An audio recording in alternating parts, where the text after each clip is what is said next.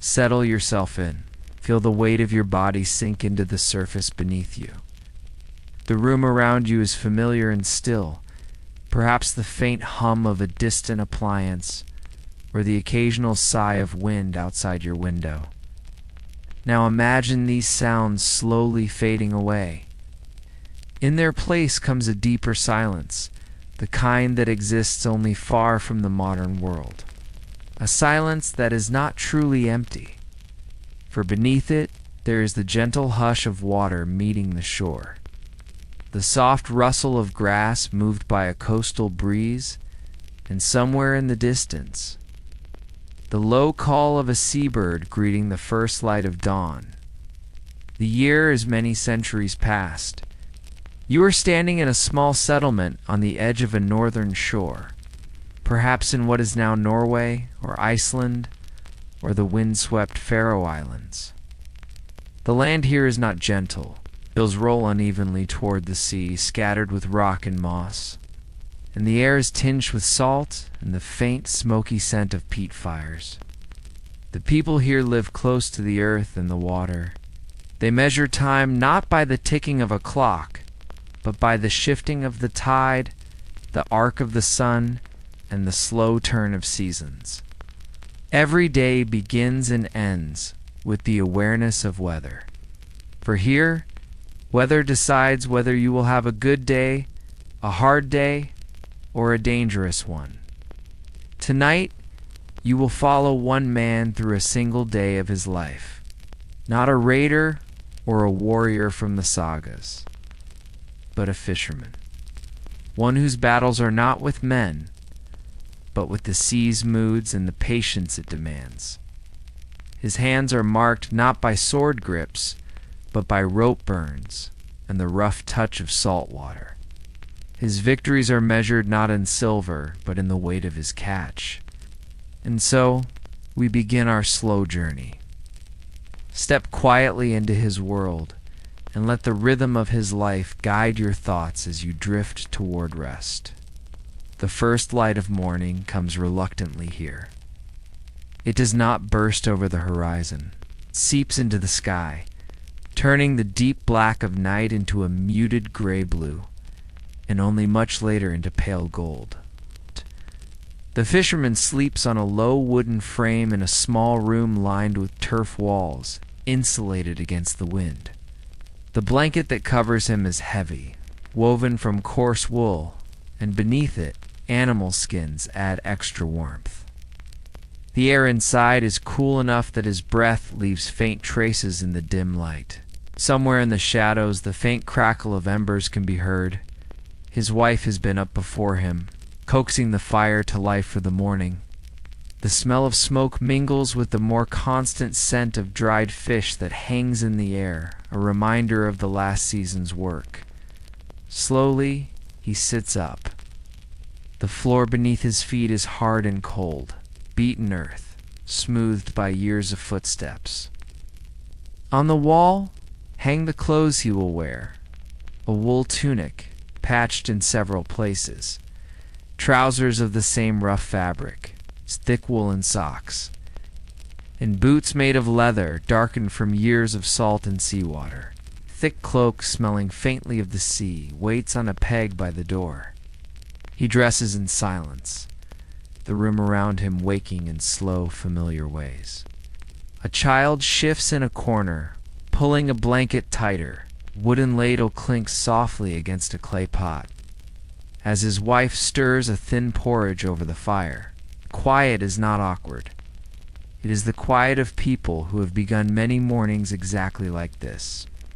When he steps outside, the air greets him with its sharpness. The chill bites gently at his face, the scent of brine stronger now. The village is small, a scattering of turf-roofed houses, smoke curling from their central hearths. Between them, narrow paths lead toward the shore. His boots crunch over frost-hardened ground. On his left, the drying racks stand tall, their wooden frames empty now, waiting for the next great catch. On his right, a pen of sheep huddles together, their wool thick and damp from the morning dew. Somewhere nearby, the soft creak of a leather strap tells him a neighbor is already working on harnessing a pony for the days. Chores. The sea is just ahead, a wide expanse shifting gently in the pale light. His boat rests where the tide left it, pulled far enough onto the shore to keep it safe overnight. It is a small craft, clinker-built, its overlapping planks fastened with iron rivets, sturdy enough for the work he needs it to do. Beside it sits a wicker basket containing his gear, a weighted hemp net, lines wound around wooden spools, and a carved paddle smooth from years of use. Before launching, he stands for a moment, scanning the horizon. The water lies calm this morning, the waves small, their surfaces gleaming faintly. A gull circles overhead, letting out a sharp cry. In the distance, another fisherman pushes his boat into the shallows. They exchange a brief nod, a wordless greeting between men who will share the same waters today. With practiced ease, he pushes the boat forward. The hull meets the water with a muted splash, the sound swallowed quickly by the open air. Oh. He steps in, settles his weight, and begins to row. The oars dip rhythmically into the water. Pull, lift, turn, repeat. The motion as much a part of him as breathing. The shore recedes slowly. The air changes, becoming fresher and sharper. The smell of kelp drifts past. He scans the water's surface, reading it as one might read a familiar book. Small disturbances. Shadows that move against the current, subtle hints of where the fish might be. When he finds a promising spot, he readies his net. The hemp is rough against his fingers, still faintly damp from its last use. With a steady motion, he casts it outward. The weights pull it down in a wide circle, disappearing into the green-gray depths. And then he waits. The boat sways gently beneath him, the only sounds the creak of wood and the soft slap of waves.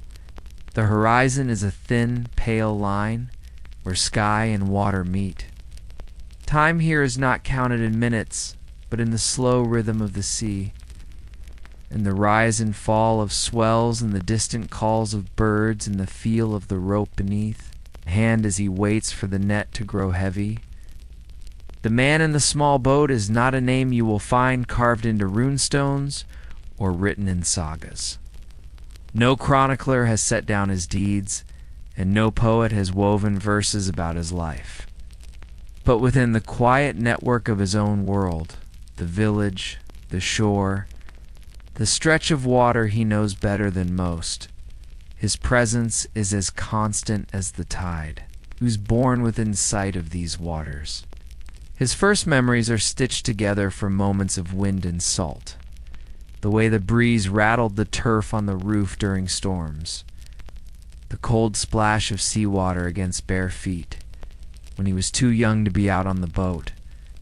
The distant white shapes of gulls wheeling high above the coastline. His father, too, was a fisherman, and so the boy's path was decided almost before he took his first steps. In those earliest years, he would follow his father down to the beach, not yet trusted with real work, but given small tasks. Carrying a length of rope, holding a basket steady, or watching the gulls to see where they gathered. Even then, his eyes began to learn the language of the sea, how a shift in its color could mean a change in depth, how the sudden stillness of birds might hint at the approach of a storm. Fishing in his family was not something to be chosen. It was inherited. Passed down like the boat, like the knots for the nets, like the calluses on the palms. There were lessons that could be spoken aloud. How to splice a frayed line. How to lay the net so it would not tangle. How to clean a catch before the sun rose too high. But there were others that could only be learned by watching. When to return to shore because the air had changed, and to stay out longer because the sea was about to be generous. When he was perhaps 13, the responsibility of rowing for the first time was placed on his shoulders. His father sat opposite him, the oars dipping into the morning water, the boy feeling the unfamiliar pull in his arms. The boat did not move quickly under his effort, but his father had only nodded, satisfied, and let him keep at it. That night, his hands burned with blisters, and he went to sleep with the faint sound of water still in his ears. By his late teens, the sea had become not just a place of work, but a constant presence in his thoughts. In summer, he could smell it even when the wind came from the hills. In winter, he would listen for the sound of ice forming in the shallows. His father taught him to fish near shore for flatfish and cod, and farther out for herring when the season came. Then, one winter morning, his father did not return. The weather had shifted quickly that day, as it sometimes does in these latitudes. The search went on until nightfall, and again the next day. But nothing was found except a coil of rope washed up at the high tide line, the end frayed and stiff with salt. There was no ceremony for taking the father's place. The family simply could not do without someone to work the boat. The young man began going out each day, alone at first. Later with a cousin or a neighbor. The boat that had been his father's now bore the marks of his own repairs. New planks here, fresh caulking there. Years passed, his hands became as tough as the oar handles. His face took on the weathered, wind-shaped look of those who spend more time under the open sky than under a roof. He married a woman from a nearby village. Their meeting had been practical. She came to trade wool for fish, and the match was agreed upon after a handful of visits. Her dowry included a small flock of sheep, a loom, and the knowledge of how to dye yarn in rich browns and reds from plants gathered on the hillsides. Together they built their household, not a large house but strong, with thick walls of turf and stone. Inside, a single main room served for cooking, sleeping, and working during the long winters. He stored his gear carefully. Nets hung in loops along one wall, lines coiled on wooden pegs. Small bone needles for mending the meshes kept in a leather pouch by the hearth. Through the years there were seasons of plenty. When the fish came in such numbers that the drying racks stood heavy with silver-scaled bodies, their smell sharp in the cool air.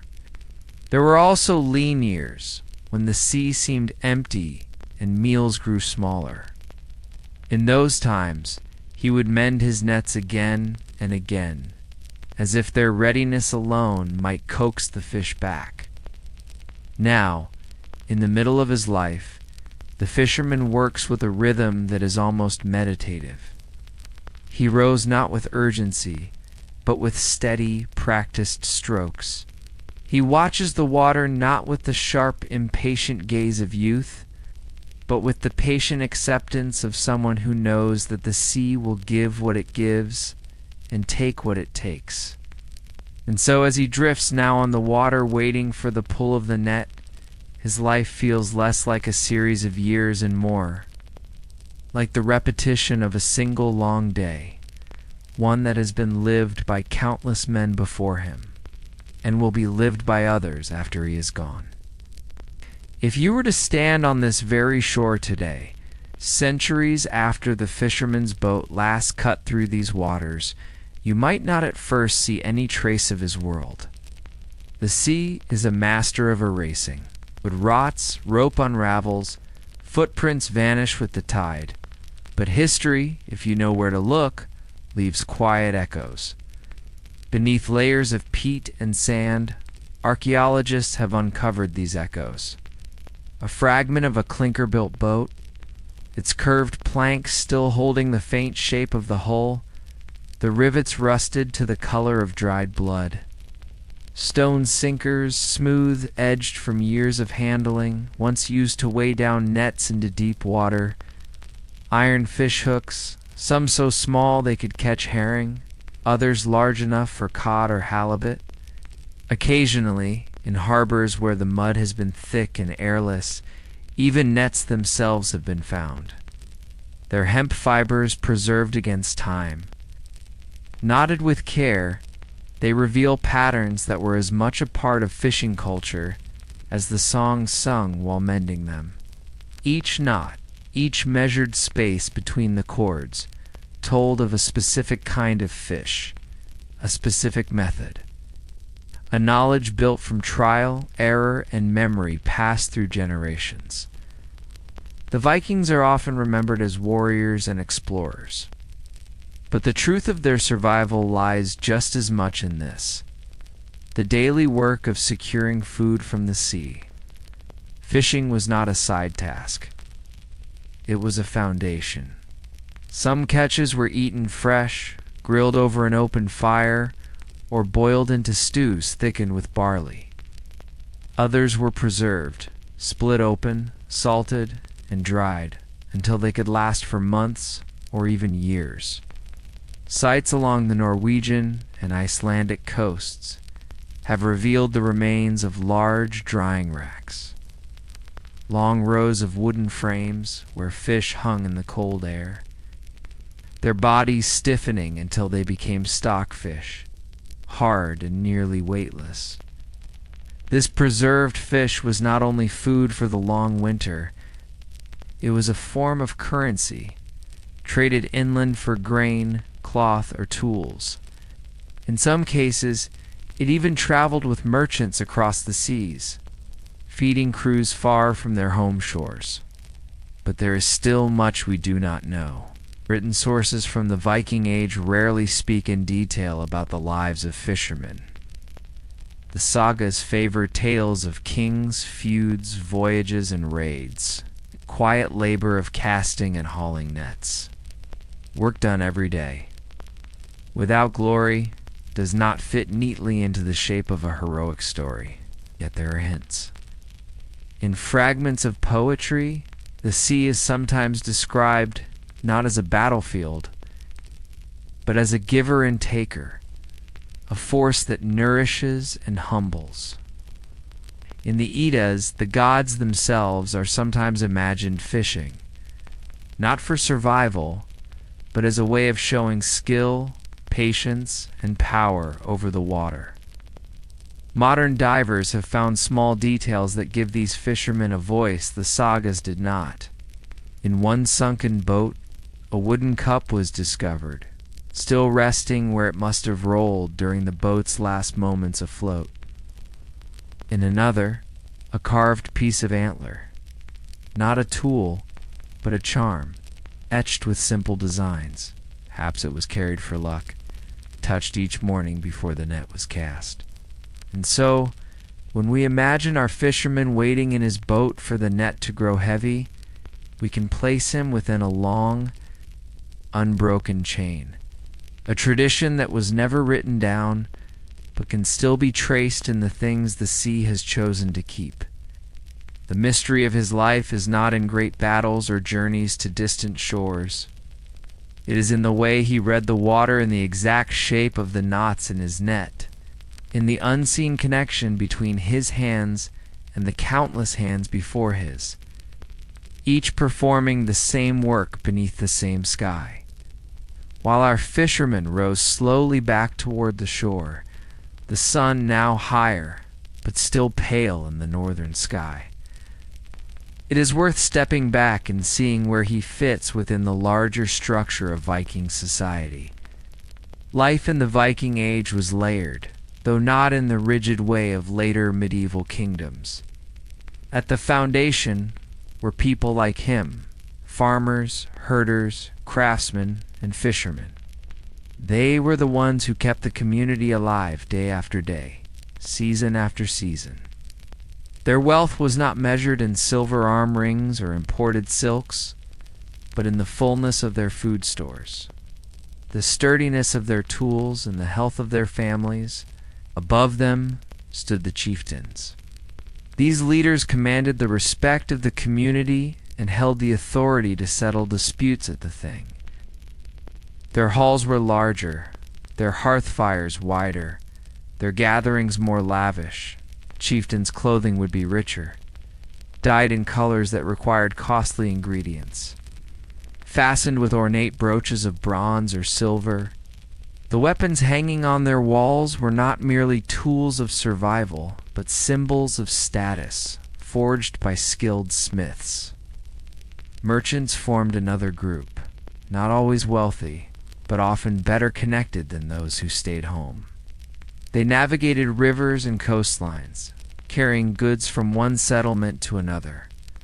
Salt for preserving fish, fine cloth from the south, beads of colored glass, and occasionally luxuries like wine or spices. For them, the fisherman's catch might be part of a larger trade, exchanged for tools, grain, or materials that the village could not produce on its own. And then there were the warriors. Popular imagination paints every Viking man as one, but reality was more complex. Raiding required ships, equipment, and time away from home, luxuries not available to all. Many who took part in such voyages were men who, between campaigns, worked the land or sea just like our fishermen. Even seasoned warriors relied on the food provided by those who stayed behind. For our fishermen, the world of the elite could feel both distant and faintly visible at the edges of his life. He might see the chieftain on certain days, perhaps when summoned to the thing, or when attending a feast to celebrate the end of a good season. At such gatherings, he would sit at the lower end of the hall, eating from wooden trenchers, while the leaders dined from imported metal plates. The contrast was clear.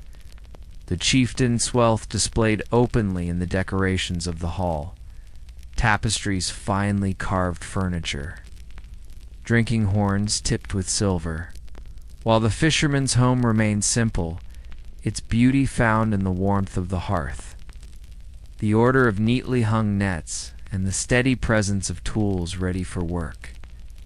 Yet despite the differences, these lives were interwoven. The chieftain depended on steady food supplies to sustain his household and his warriors. Merchants relied on goods like preserved fish to trade across distant markets. And the fishermen relied on the chieftain's leadership to keep the village safe, to resolve disputes, and to maintain the alliances that made trade possible.